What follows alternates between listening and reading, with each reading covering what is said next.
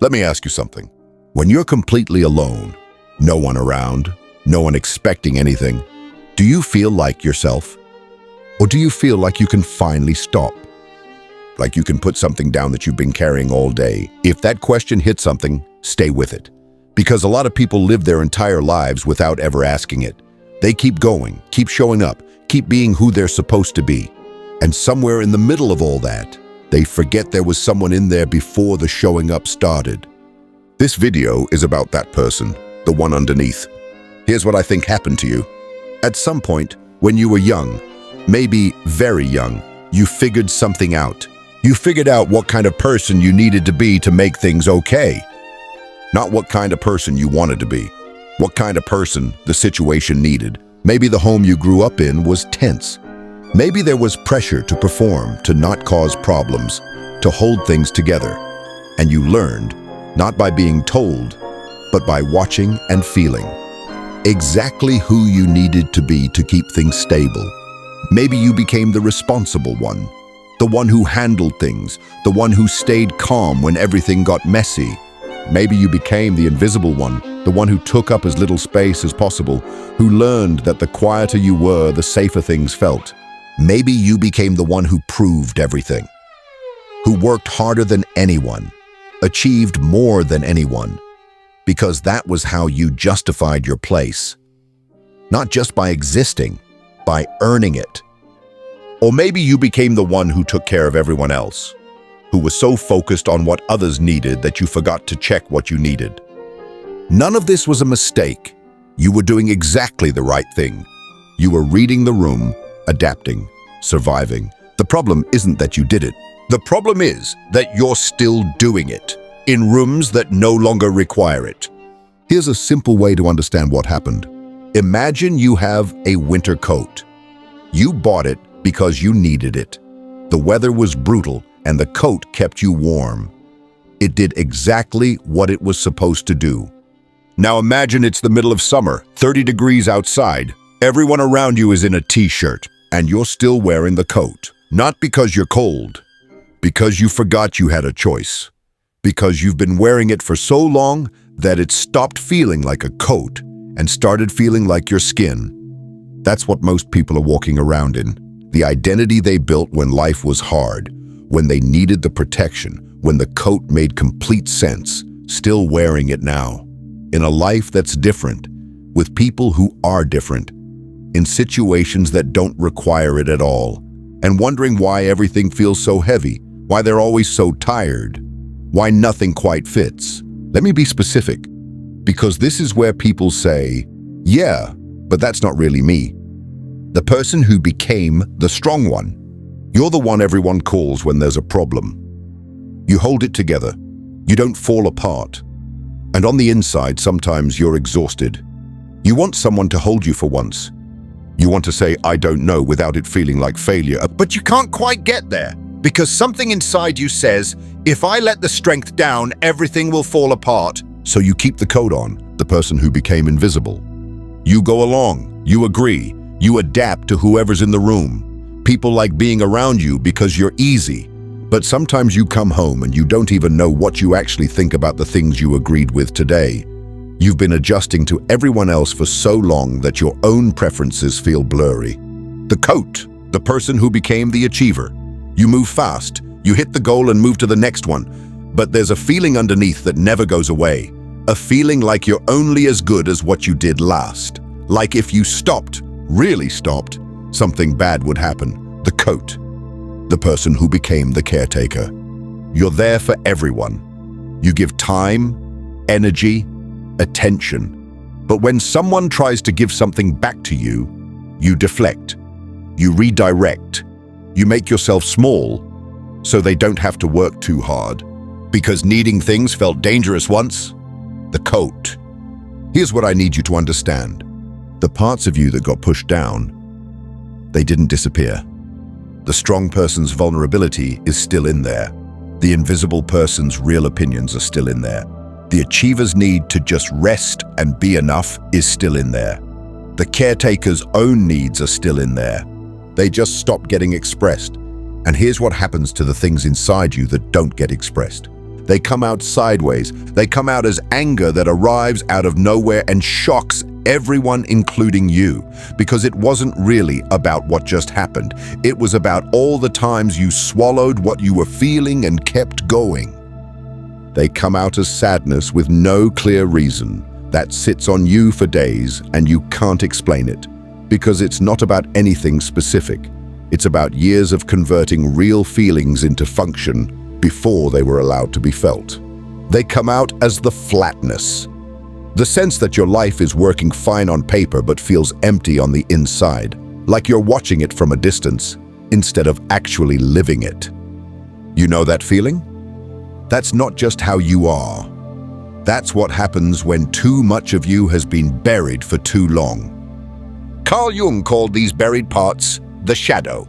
I know that sounds like something complicated. It's actually simple. Most people hear shadow and think the dark parts, the shameful things, the impulses you're supposed to suppress. But that's not what Jung meant. He meant something broader.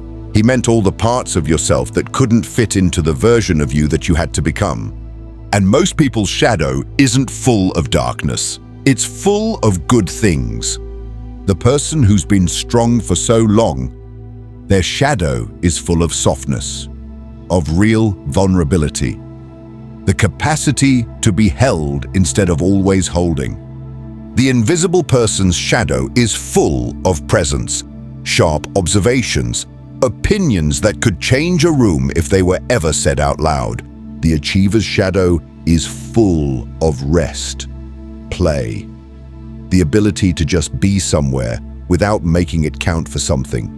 The caretaker's shadow is full of their own desires, their own right to take up space, the simple human need to ask for things. These aren't weaknesses waiting to be fixed. They're good things that got left behind because the situation you were in couldn't hold them. The work isn't about becoming a different person. It's about bringing back the parts of yourself that you left at the door.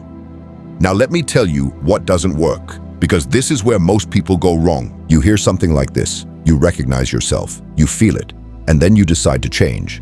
You tell yourself, starting this week, I'm going to be more vulnerable, or I'm going to speak up, or I'm going to stop running and just rest. And it lasts a few days, maybe 2 weeks. And then you're right back to the same patterns, feeling worse than before because now you think you failed. You didn't fail? The problem is simple. You tried to change the behavior without changing the belief underneath it. Think of it this way. Behavior is what you see on the surface, but under every behavior is a belief, a deep, automatic belief about what's safe and what's dangerous. The strong person decides to be vulnerable, but they don't actually believe yet that vulnerability is safe here. So the moment a real situation comes up, a real moment of pressure, the armor goes back on, not as a choice, as a reflex, before they even notice it happening. You can't think your way out of a belief. You have to experience your way out. You don't change by deciding to be different. You change by doing one small thing differently in a real moment, and then watching what actually happens. Not what you were afraid would happen. What actually happens. That's the only thing that updates a belief. Real evidence from real life. If this is landing for you, subscribe. I put out content like this every week. The conversation continues. So let me make this practical. Small, specific, real. If you're the strong one this week, when someone asks how you're doing and actually means it, tell them one true thing, not a breakdown, just one honest sentence. I'm more tired than I look. Something's been hard lately. And then don't immediately add, but I'm fine. Just leave the true thing there. If you're the invisible one, in one conversation this week, say what you actually think, the real opinion, not the softened version designed to make everyone comfortable. One clear sentence, and then don't apologize for it. If you're the achiever, pick one evening this week where you stop before everything is done, on purpose. The list doesn't get finished, the email doesn't get sent, and you sit with the discomfort of that without filling the gap. If you're the caretaker, the next time someone offers to help you, genuinely offers, say yes. Let them. Don't make it easier for them by making yourself smaller. Don't immediately find a way to give something back. Just receive it. These feel enormous from the inside. From the outside, they're invisible. But something important happens in those moments. Your nervous system gets new information. Information it has never had. I showed something vulnerable and the relationship didn't break. I said what I think and the room didn't collapse. I stopped and I'm still okay. Someone helped me and I didn't disappear. That information is what actually changes things over time. Not the understanding, the experience of something different happening. Do it once, then again, the pattern slowly starts to shift. I want to talk about something that comes up for almost everyone when they start thinking about changing. The fear of what other people will do. Because here's the reality. When you start showing more of yourself, when the parts that were underground start coming back up, some people in your life will react in ways that surprise you. Some of them won't like it, not because they're bad people, because they got used to the version of you that was always available, always strong, always agreeable, always producing. The person who always counted on your strength might feel unsettled the first time you say you're struggling. The person who liked that you never pushed back might feel thrown off when you start saying what you actually think. The person who was always on the receiving end of your care might not know what to do when you show up with a need of your own. And when you feel that friction, the temptation is to go back, to think you did something wrong, to put the coat back on. Don't. That friction isn't a sign you made a mistake, it's a sign something real is happening. The relationships that can handle it, where the other person adjusts, where they step up to meet you, where the connection actually gets deeper when you show more of yourself, those are the ones worth building your life around. The ones that can only work with the performing, self-suppressing, endlessly giving version of you. You need to see that clearly, not to blow them up, but to understand what they actually are, and to stop building your sense of worth on what they need you to be. There's a question underneath all of this that most people never ask directly, and it's the most important one. Who are you when you're not playing the role? Not the strong one, not the invisible one, not the one who proves everything or gives everything. Just you. Most people don't have a clear answer, not because they're empty inside, but because the role took over so completely for so long that the question itself feels destabilizing. If I'm not the capable one, who am I? If I stop proving myself, what do I have? If I take up space and someone doesn't like it, does that mean I'm too much? These feel like threats, but they're actually invitations.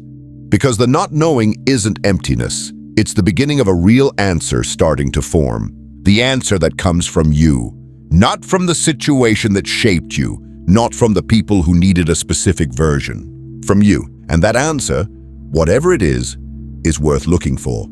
Here's something nobody talks about enough. The identity you built to survive didn't just protect you from external things.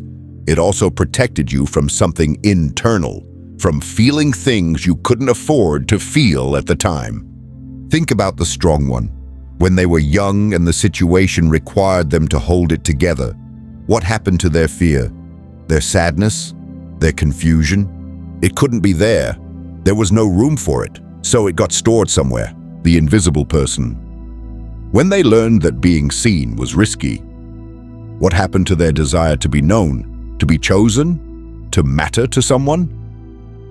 It went underground, labeled as too dangerous to want. The achiever. When they learned that worth came from results, what happened to the part of them that just wanted to be loved for nothing, just for existing?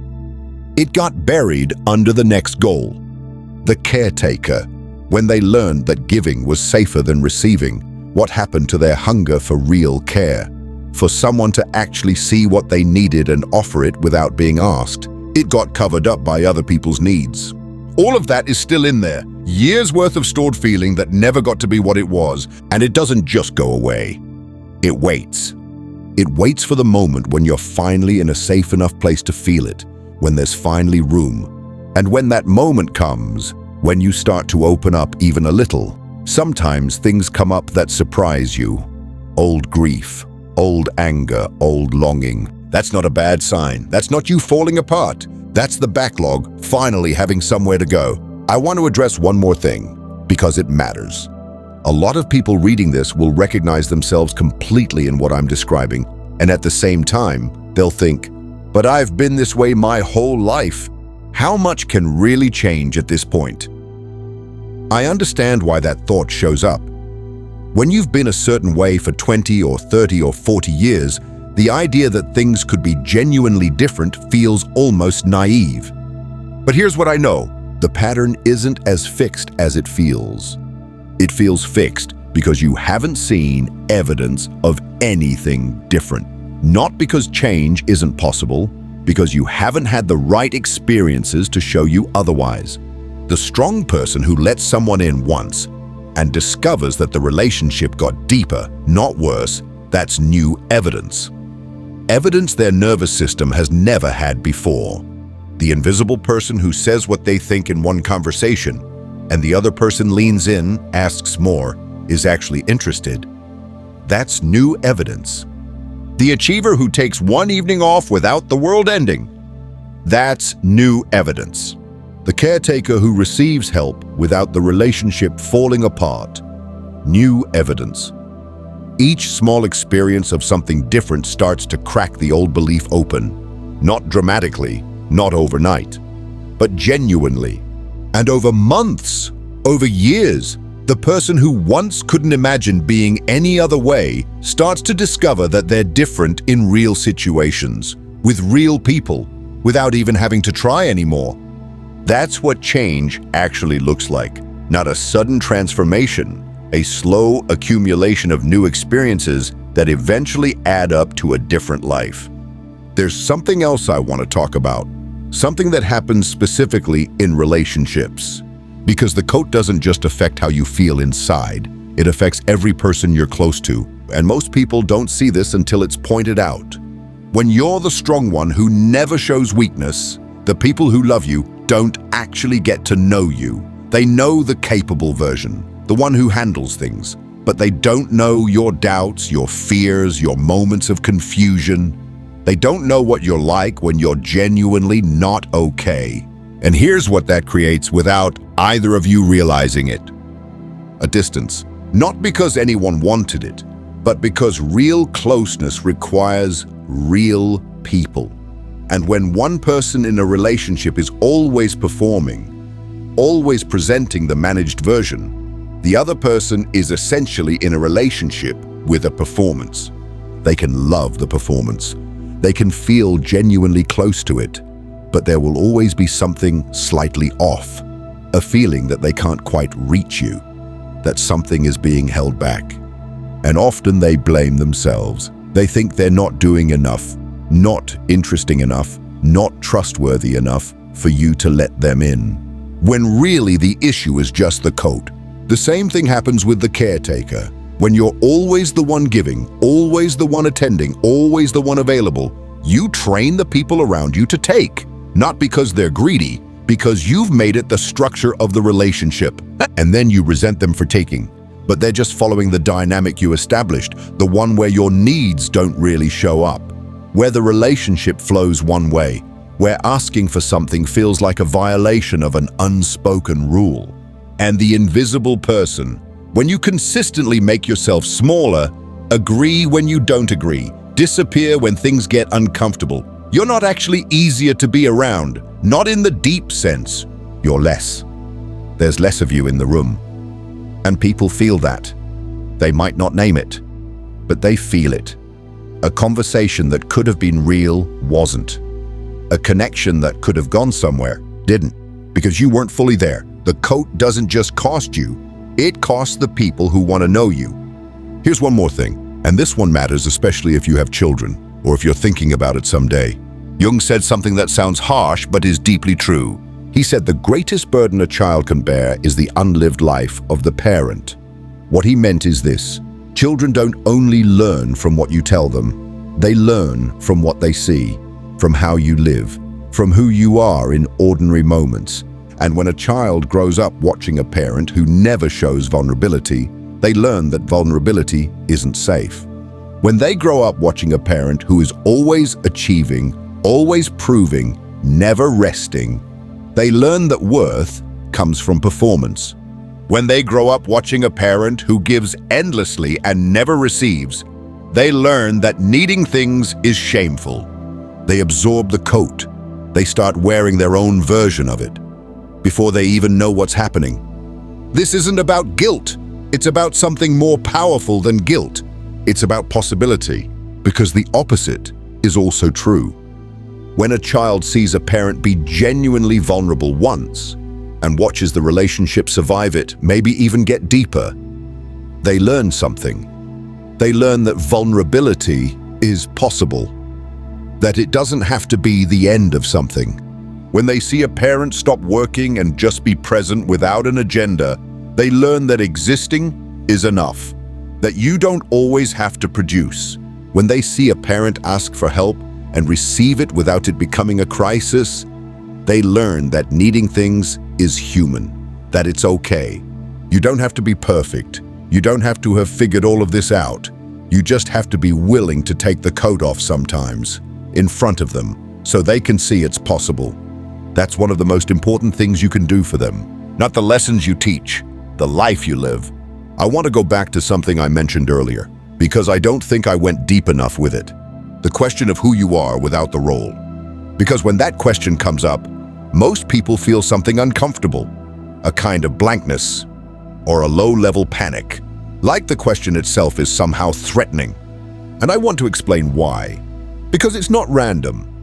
When you've been playing a role for a long time, when being the strong one or the invisible one or the achiever or the caretaker has been your main way of operating, that role doesn't just give you behavior, it gives you identity, and it gives you an answer to the question, what am I for? The strong one knows what they're for. They're for handling things, for being reliable, for being the person others lean on. The achiever knows what they're for. They're for producing results, for being excellent, for making things happen. When that answer is suddenly in question, when someone suggests you don't have to be that anymore, the blank space that opens up isn't emptiness, it just feels like it, because you've been so focused on the role that you stopped checking what was underneath it. And underneath it is a person, an actual person, with preferences and instincts and things they find interesting and things they don't. A person who gets tired in specific ways and energized in specific ways. Who wants things that have nothing to do with the role? You know what's strange? Most people already have tiny glimpses of that person. It shows up in the things you do when no one is watching. The thing you read that you wouldn't share with most people. The activity you do alone that feels genuinely good without needing to be productive. The conversation you had once that you still remember because something was said, and it landed in a way that almost nothing else does. Those aren't random, those are windows into the self that exists underneath the performance. The work isn't about becoming someone completely different. It's about paying more attention to those windows, letting them be real, following them a little, seeing where they lead. Because the person on the other side of those windows, the one who finds that thing interesting, who comes alive in those moments, who feels genuinely themselves without effort, that person was there before the coat. And they're still there now. They've been there the whole time, just waiting for you to look. One more thing before we get to the end. I want to talk about patience, because this process is slow, and most people give up not because they don't want to change, but because they expect it to happen faster than it does. Real change in deeply installed patterns takes time. More time than feels fair. And it's not linear. You'll have a week where things feel genuinely different, where you're showing up more fully, where the coat is actually off. And then something stressful happens, a difficult conversation, a moment of pressure, and the old version comes back full force, like none of the progress happened. That's normal. That's not failure. That's how the nervous system works. Think of it like this. You've been walking a certain path for 20 years. You've walked it so many times, it's a groove, a rut. Your feet just go there automatically. You can't fill that rut overnight, but every time you take a different path, even once, even imperfectly, you're making the new one a little more real, a little more worn in, a little easier to find next time. Over months, over years, the new path becomes the automatic one, but only if you keep choosing it, even when you fall back, even when you feel like you're starting over, even when the coat goes back on for a week and you have to take it off again. That's not weakness. That's exactly how it's supposed to go. The people who make real changes in their lives aren't the ones who never fall back. They're the ones who keep choosing differently after they do. That's all. Just keep choosing differently, one small moment at a time.